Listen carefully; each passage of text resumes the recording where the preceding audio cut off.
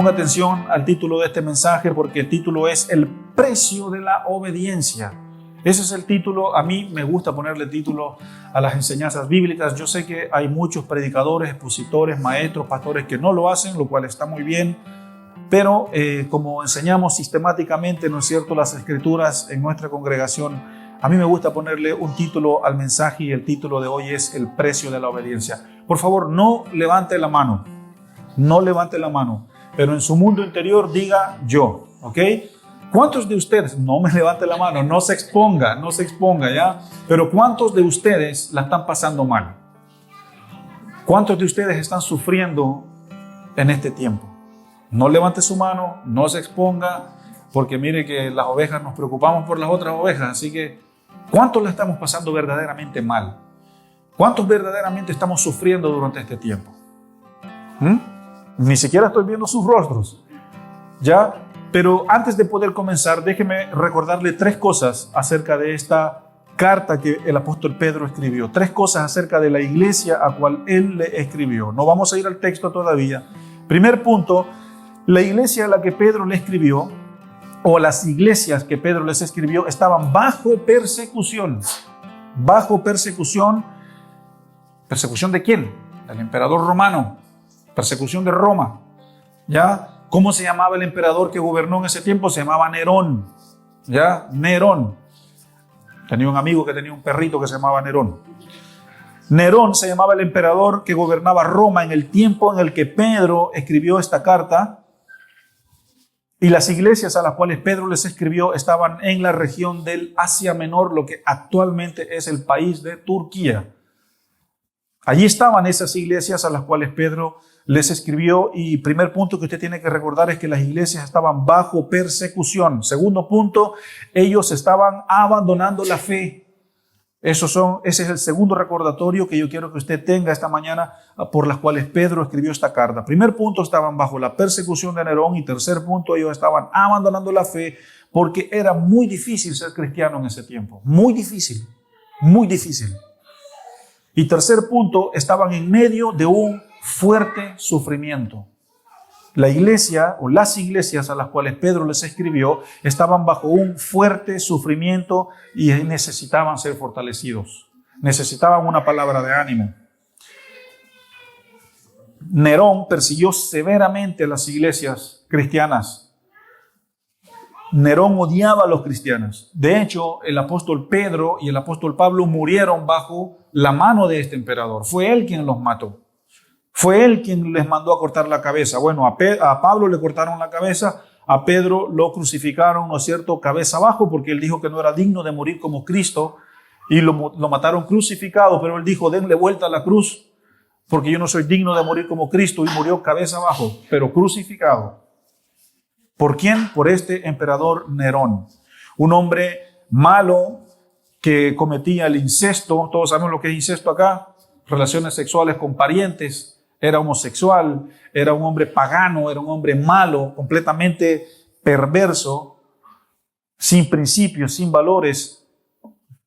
Y él fue el que perseguía a los cristianos, él fue el que también mató a estos dos apóstoles. Y este es el contexto de la iglesia de Pedro: sufrimiento, dolor, pasarla mal. Y hoy en día Dios quiere traer un mensaje de ánimo a la iglesia.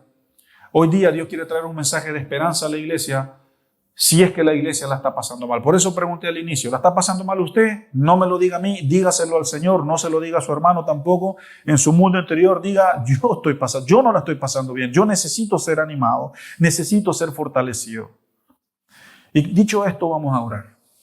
Padre, gracias por tu palabra, por tu escritura.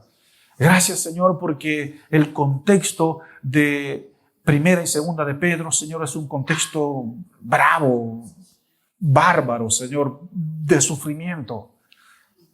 Pero en medio del sufrimiento, tú mandas un mensaje. Tú mandas, Señor, una palabra de ánimo, diciendo de que somos pueblo tuyo, que somos escogidos por ti. Y que si somos escogidos por ti, tú estás con nosotros. Espíritu Santo, no se puede entender tu palabra si tú no estás presente. Por eso queremos pedirte que estés en este lugar, que vengas a este lugar. Ven a los corazones. Ven, Señor, y llena esta atmósfera en el nombre de Jesús. Amén y amén.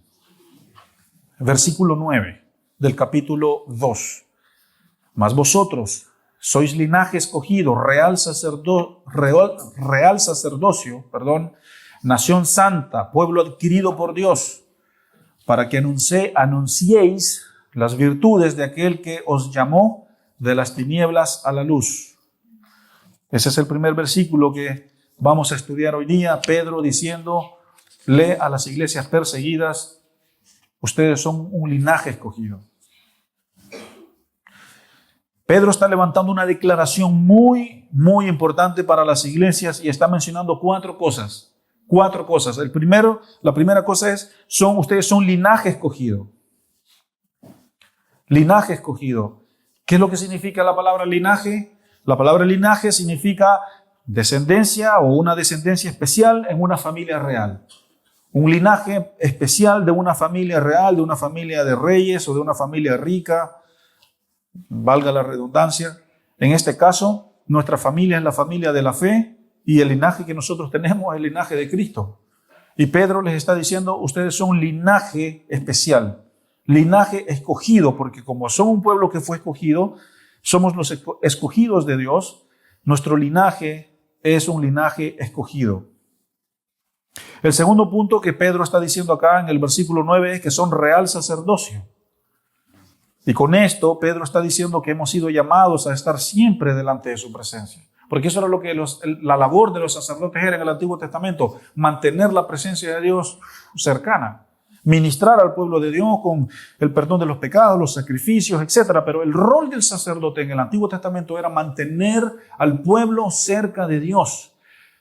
Y ahora nosotros ya no necesitamos un sacerdote. Yo sé que los católicos tienen un sacerdote, pero ese es otro contexto. Olvídese de eso. Eso no sirve. Es el hecho de que nosotros somos ahora, cada cristiano, cada evangélico es un sacerdote que tiene acceso directo a Dios. Por eso nosotros somos real sacerdocio, porque hemos sido llamados a estar en la presencia delante de Dios. La tercera palabra que Pedro les dice acá es, ustedes son nación santa. Nación santa. La iglesia es una nación, es un pueblo santo que está llamado a vivir en la santidad. Y ya sabemos lo que es santidad, muchas veces lo hemos enseñado. Santidad es ser apartado, consagrado, separado, apartado para un propósito mayor, apartado del pecado, apartado de la maldad, apartado de la desobediencia, apartado de la rebelión, apartado de todas estas cosas. Eso es lo que es santo, ser apartado, consagrado, separado. Y la iglesia ha sido separada, ha sido apartada para hacer la voluntad de Dios. Y eso es santidad, nación santa. Porque el pecado y la rebelión no debe de habitar en nosotros. Y solo así veremos a Dios. Sin santidad nadie verá a Dios. Y Pedro les está diciendo, esta es la tercera cosa, ustedes son nación santa.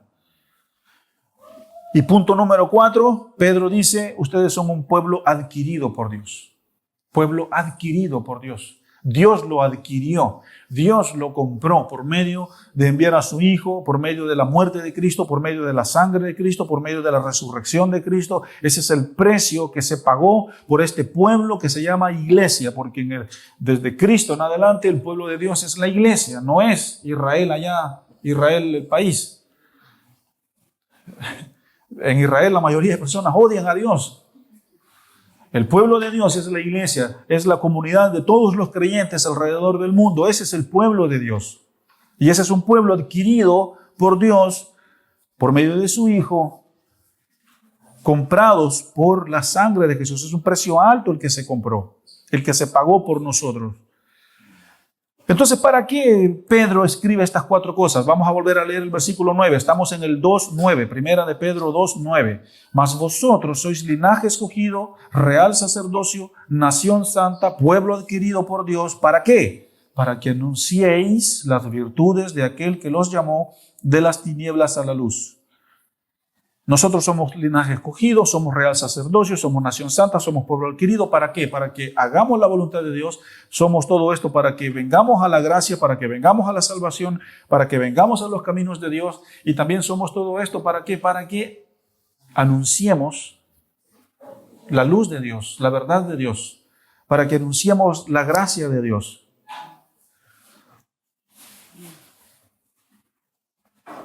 Y quiero leer varios versículos, porque Pedro, al decir esto, de que son nación santa, que son pueblo escogido, Pedro simplemente está repitiendo lo que en muchas ocasiones Dios le dijo al pueblo de Israel en el Antiguo Testamento. Por ejemplo, no vaya al texto, solo escuche. Éxodo 19, del 5 al 6. Dios les dijo: ahora pues, si diereis oído a mi voz y guardareis mi pacto, vosotros seréis mi especial tesoro sobre los pueblos, porque mía es toda la tierra, y vosotros me seréis un reino de sacerdotes y gente santa. Estas son las palabras que dirás a los hijos de Israel. Le dijo Dios a Moisés, y Moisés se las dijo al pueblo: serán mi tesoro. ¿Cuántas veces yo me acerco a mis hijos y les digo que son mi tesoro? O a mi esposa, que es mi tesoro, o a mi familia, que es mi tesoro. ¿Sabes lo que significa tener un tesoro? ¿Qué es lo que más atesoras tú en la vida? Y Dios nos dice que nosotros somos su tesoro. Somos importantes para Dios. Entonces, si estamos sufriendo, si la estamos pasando mal, somos importantes para Dios aún en el momento de sufrimiento. Eso es lo que Pedro le está recordando a la iglesia perseguida, y eso es lo que la carta de Pedro también nos dice hoy en día a nosotros. Deuteronomio 4:20, pero a vosotros Jehová os tomó y os ha sacado del horno de hierro de Egipto para que seáis el pueblo de su heredad como en este día. Deuteronomio 7:6, porque tú eres pueblo santo para Jehová tu Dios te ha escogido para hacerle un pueblo especial más que todos los otros pueblos que están sobre la tierra. Deuteronomio 14:2. Porque eres pueblo santo a Jehová tu Dios, y Jehová te ha escogido para que le seas un pueblo único de entre todos los pueblos que están en la tierra.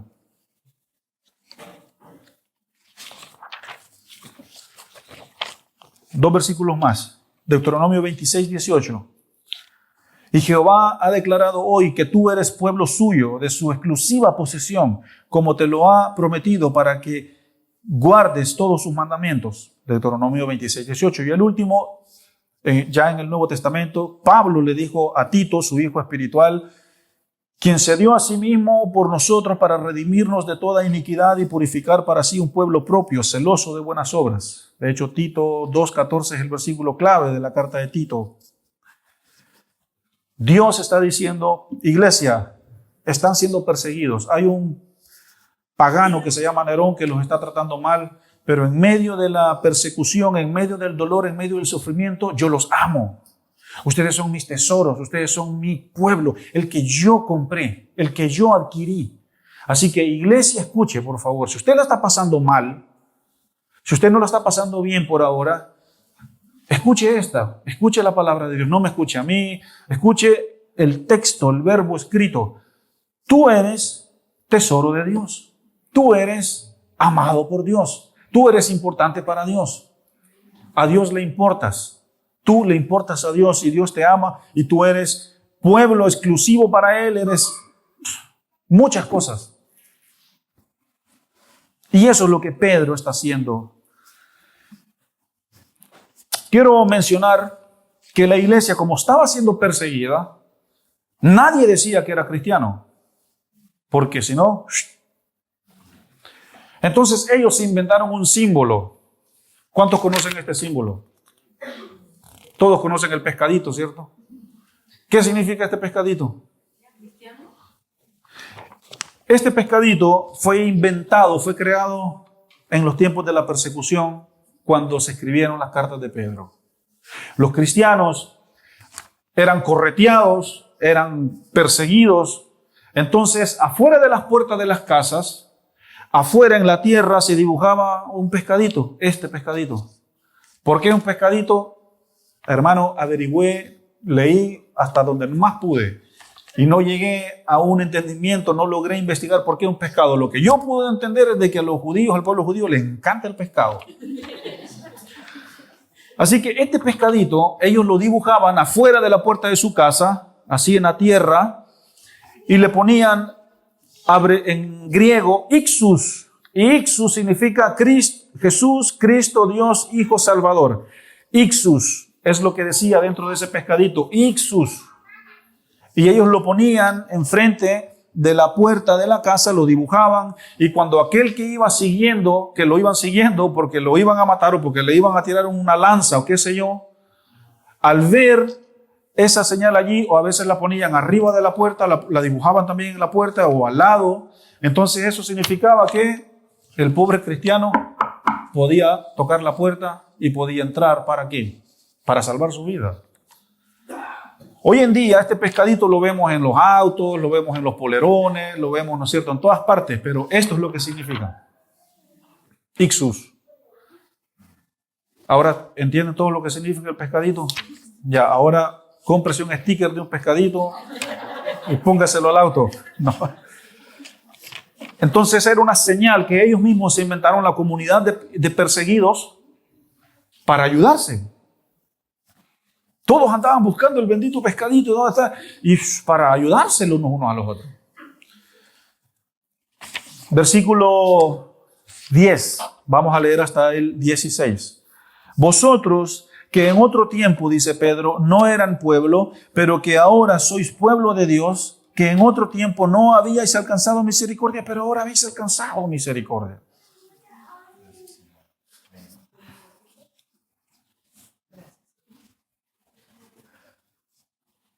¿Qué es lo que dice Pedro acá? Tres cosas dice acá. Lo primero dice, ustedes en otro tiempo no eran pueblo, no eran pueblo. Es decir, ustedes no eran nadie, ustedes no valían nada. Nadie daba un peso por ustedes. Estaban apartados, muertos en ignorancia, muertos y sumidos en su propio pecado. Pedro, al decirles ustedes no eran pueblo, les está diciendo ustedes no eran nadie, no eran nada.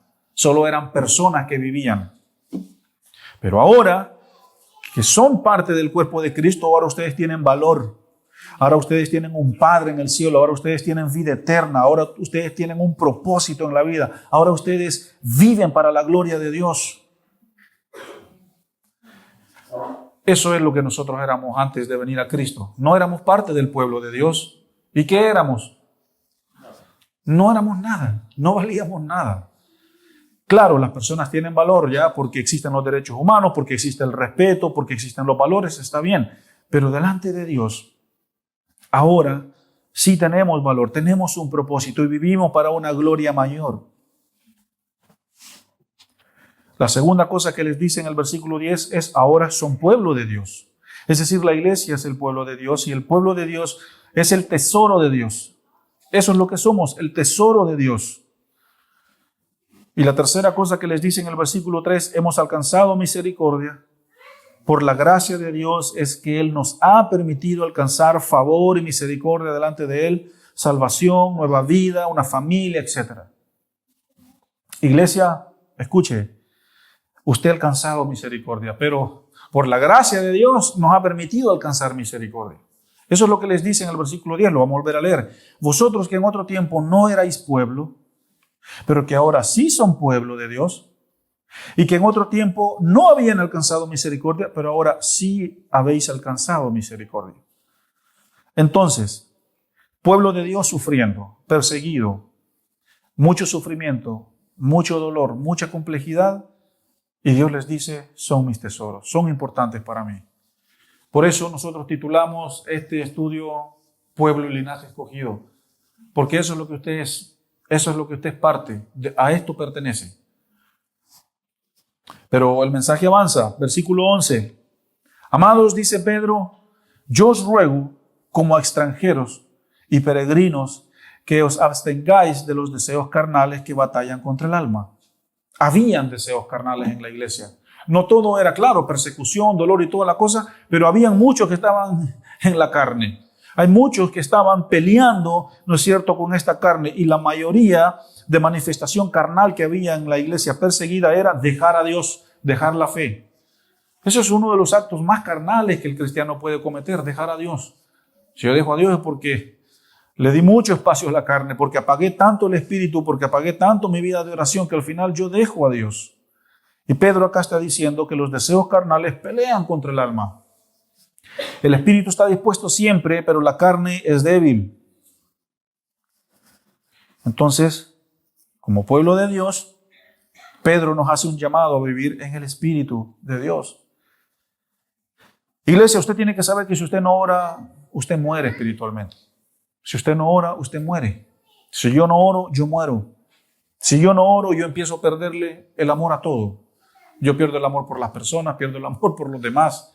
La carne empieza a crecer, el espíritu empieza a disminuir y andamos carnales, andamos respondones, andamos de carácter y temperamento, andamos chispita, porque así es.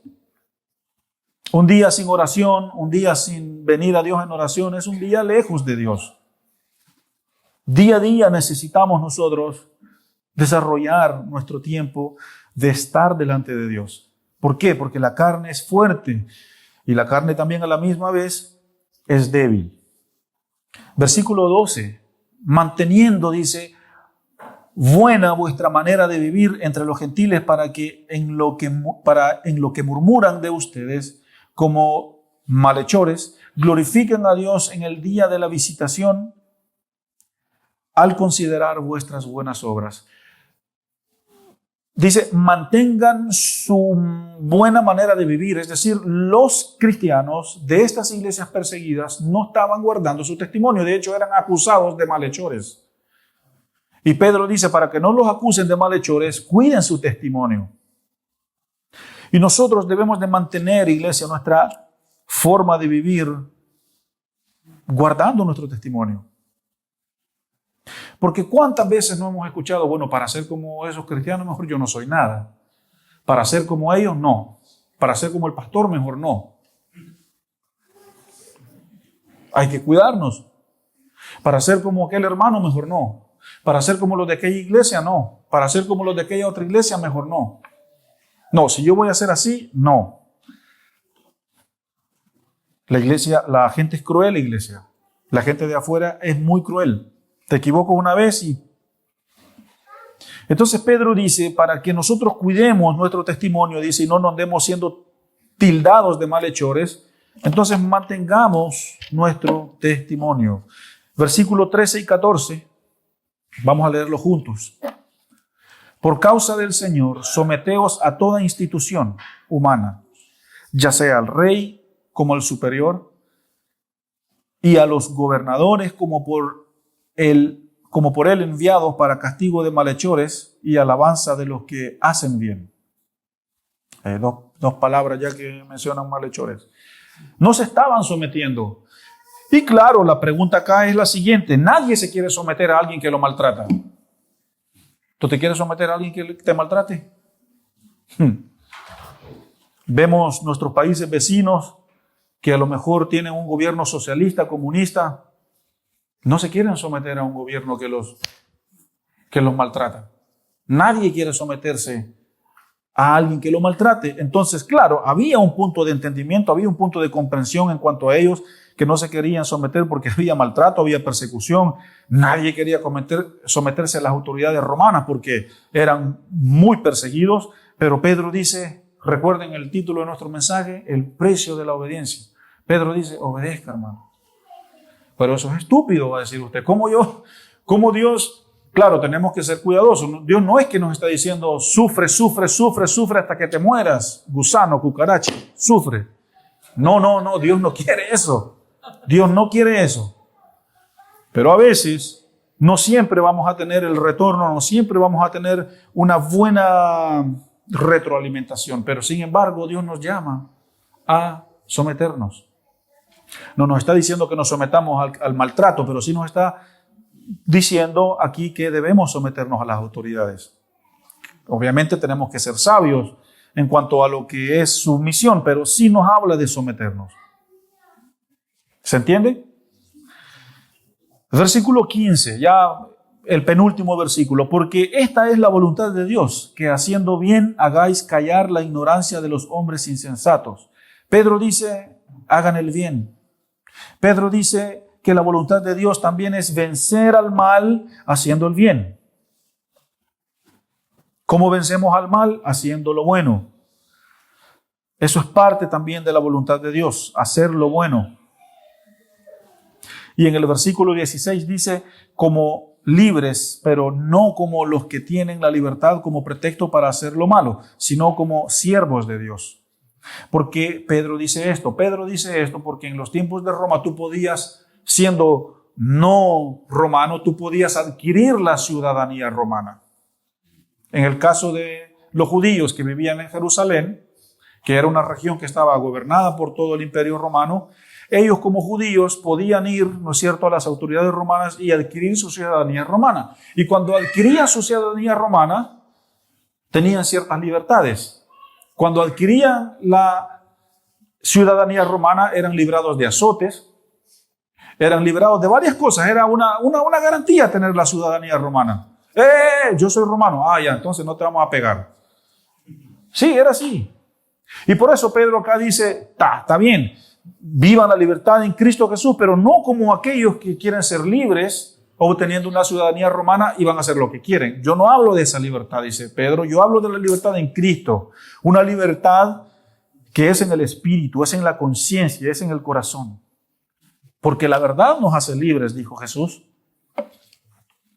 ¿Se entiende esta parte? Vamos a leer este versículo para que usted lo pueda comprender mejor. Como libres, pero no como los que tienen la libertad como pretexto para hacer lo malo, sino como siervos de Dios. Bueno, ¿cuál es el contexto entonces de esta iglesia? Sufrimiento, dolor, persecución, dificultad, no pasarla bien. Y quiero entrar en aplicación para ir terminando. Y quiero decir, iglesia, que nuestra realidad, sí, nuestra realidad como iglesia es muy parecida a la iglesia perseguida, a la iglesia temprana. Déjeme mencionarle 10 características de las tendencias que a veces tenemos cuando estamos delante de la dificultad. Y esa es mi aplicación para usted y para mí y para todos en esta mañana. Nuestra realidad espiritual es bastante parecida. Déjeme decirle por qué. Por ejemplo, número 1, nuestra tendencia en el momento de la adversidad, ¿cuál es? Abandonar. Está muy difícil esta cuestión. Esto está muy duro, está muy complicado. Y nuestra tendencia es abandonar. Abandonar el proceso, abandonar la familia.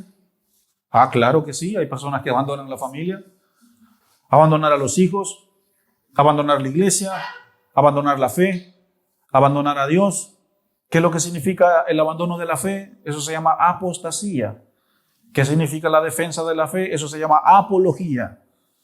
Y la tendencia del evangélico, la tendencia del cristiano, la tendencia del Hijo de Dios es abandonar en el momento de la adversidad. Y eso es lo que Dios no quiere que suceda en esta iglesia. No me abandone el proceso, por favor. No abandone, muchachos, no abandone. Si yo estoy con usted, si usted es mi pueblo tesoro, usted es mi pueblo escogido, dice Dios, ¿para qué va a abandonar? Punto número 2, son 10. Cuando nos corrigen, ya no nos queremos someter. Uy, me regañó. Ay, me dijo esto. Ay.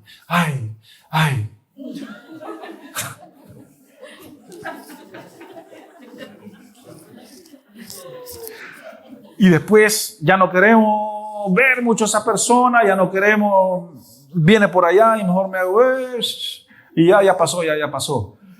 Entonces cuando nos corrigen, ya no nos queremos someter. ¿Ya? Punto número 3, cuando hay una crisis, la tendencia nuestra cuando hay una crisis es que ya no queremos creer. Ya no queremos creer. Ya nos cuesta creer cuando la crisis dura una semana, 2 semanas, 1 mes, 2 meses, 3 meses. Cuesta seguir creyendo. Punto número 4, cuando nos traicionan, cuando nos critican, en chilensis vulgaris, cuando nos pelan, acudimos a la justicia propia. Acudimos al, me la va a pagar. Ya, y si no somos violentos y si no le pegamos a la persona, entonces le aplico la ley del hielo, no lo pesco. No lo pesco nomás. ¿Por qué? Porque nos traicionan. Porque quizás nos pagaron mal. Somos buenos para acudir a la justicia propia. Punto número 5. Cuando enfrentamos un desierto, le reclamamos a Dios. Le reclamamos a Dios. Somos buenos para reclamarle a Dios. Y en esos reclamos van un montón de cosas. 6. Cuando estamos mal, Ya no queremos perseverar. Ya no queremos asistir. Ya no queremos, a lo mejor, llévelo a su contexto. Ya no queremos perseverar. 7. Cuando ya no hay provisión o cuando no hay provisión, Dios es malo. Dios es malo. Dios no me quiere. Y nos vamos al rechazo, ¿Sabe qué, hermano? De verdad, con el amor del Señor, agarre su dolor y llévelo a Cristo. Agarre su dolor y llévelo a la cruz. Es que no hay otra forma a veces de salir de allí. Agarre lo que usted siente y llévelo a Dios. Señor, aquí está. Pero claro, cuando falta, Dios es malo, Dios no me quiere, Dios se olvidó de mí. Y Dios aquí diciéndonos que somos su tesoro, que somos su pueblo escogido, que somos su nación santa, su nación amada. ¿Nos estará mintiendo Dios? 8. Cuando no hay trabajo, Dios no existe. Y nos vamos a los extremos, a las conductas extremas. Andamos enrabiados, andamos molestos, andamos desanimados. Conducta extrema, ya sea para bien o para mal.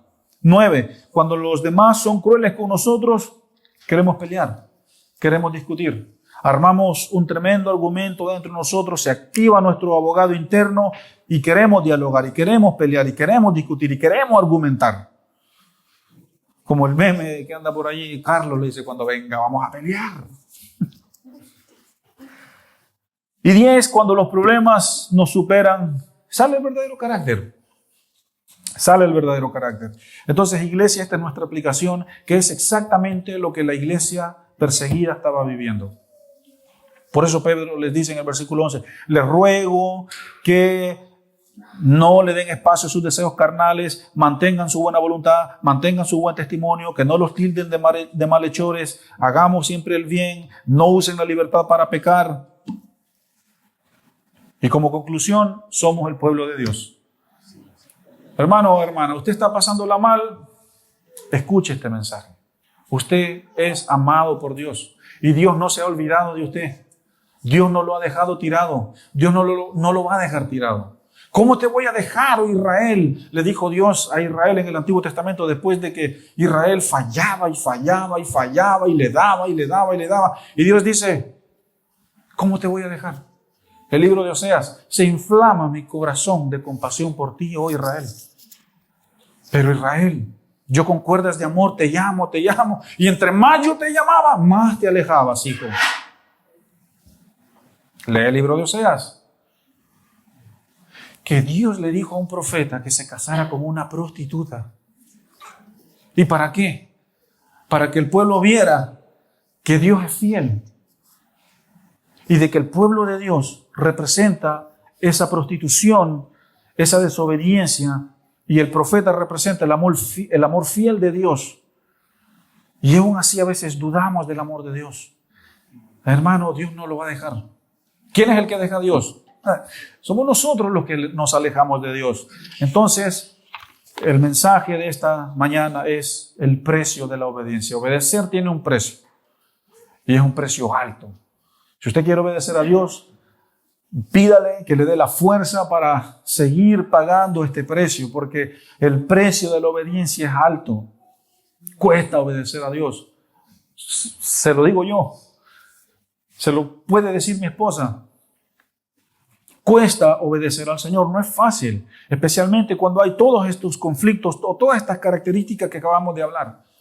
Pero hermano, permanezca.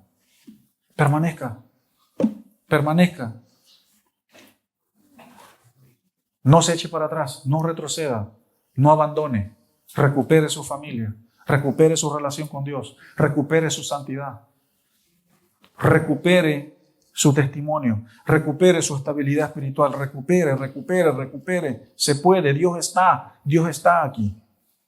Vamos a orar para terminar.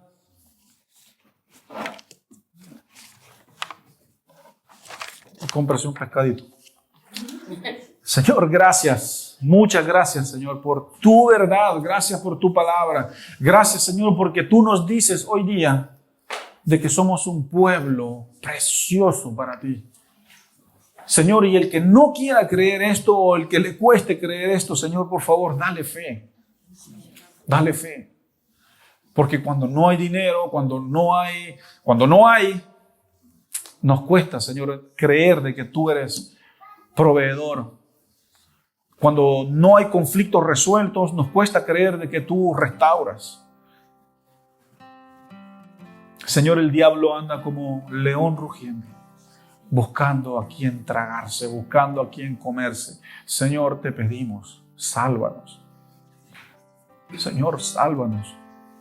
Sálvanos de nosotros mismos, de nuestro ego, de nuestro orgullo, de nuestra desobediencia, de nuestra propia rebelión, Señor. Sálvanos. Señor, ministra a la iglesia. Aquí no estamos jugando a ser iglesia. Aquí, Señor, estamos perseverando, Señor. Ayúdale a perseverar a la iglesia. A las que son madres solteras, que a lo mejor es difícil porque, claro, tienen que trabajar y sus hijos. Dale fuerza a las madres solteras. Dale fuerza, Señor, a los matrimonios. Dale fuerza, Señor, a las familias. Renueva la fuerza del cansado. Renueva la fe, Señor, del que no tiene fe. De que los que recibieron la carta de Pedro, Señor, estaban en un contexto mucho más difícil que el de nosotros. Y aún así, Señor, perseveraron. Aún así, Señor, siguieron adelante. En el nombre de Jesús. Amén y amén. Recuerda suscribirte a nuestro canal y activa las notificaciones para que no te pierdas ninguno de nuestros sermones.